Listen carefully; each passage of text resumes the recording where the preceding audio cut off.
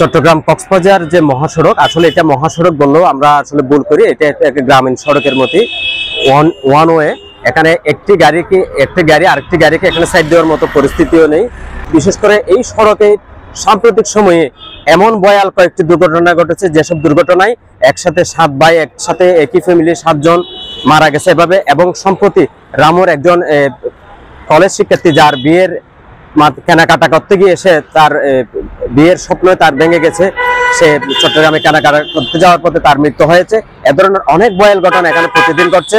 এবং এই কক্সবাজার থেকে চট্টগ্রাম পর্যন্ত 150 কিলোমিটার এই সড়কে প্রতিদিন প্রায় 10 থেকে 20টির মতো ছোট বড় দুর্ঘটনা প্রতিদিন ঘটছে। তা এখানে এসব দুর্ঘটনায় আমাদের রামুর কিংবা পুরো জেলা কিংবা চট্টগ্রামের সারা দেশের মানুষ কিন্তু এখানে প্রাণহানির শিকার হচ্ছে। তো এই সড়কটি প্রশস্তকরণের দাবি উঠেছে অনেক আগে থেকেই, কিন্তু নানা কারণে এই সড়কটি প্রশস্তকরণ হয়নি।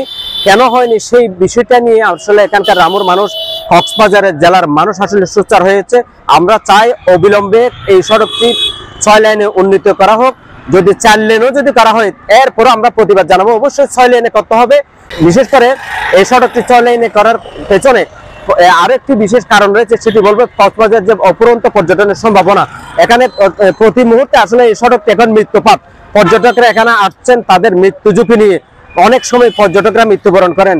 রশিদনগর ইউনিয়নে একটি দুর্ঘটনায় কক্সবাজার বেড়াতে আসা 16 জন পর্যটক একসাথে প্রাণ হারিয়েছিলেন একটি বাস দুর্ঘটনায়। তাহলে এখানে এই মৃত্যুপাত পরিণত হয়েছে চট্টগ্রাম কক্সবাজার মহাসড়ক।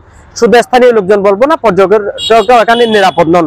তাই পর্যটন শিল্পের বৃহত্তর স্বার্থে এবং এখানকার দেশের মানুষের জানের নিরাপত্তায় এখানে অবিলম্বে যেন এই সড়কটিকে 6 লেনে রূপান্তর করা হয়। এই লক্ষ্যে মূলত আজকের আমাদের এই মানববন্ধনটি ছিল। আমরা এই মানববন্ধন আমরা ইতিপূর্বেও করেছি, এখনো করছি, ভবিষ্যতে করব। এবং এই আন্দোলনটি কিন্তু এখানে ব্যাপক আকারে রূপ পাচ্ছে।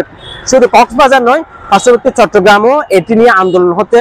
বিশেষ করে লোহাগাড়া, সাতকানিয়া, পটিয়া বিভিন্ন জায়গায় 6 লেনের দাবিতে আন্দোলন হয়েছে। আমরা মনে করি সরকার অনতিবিলম্বে এই দাবি মেনে না নিলে এখানকার লোকজন হয়তো বৃহত্তর আন্দোলন দিকে ঝুঁকে পড়বে।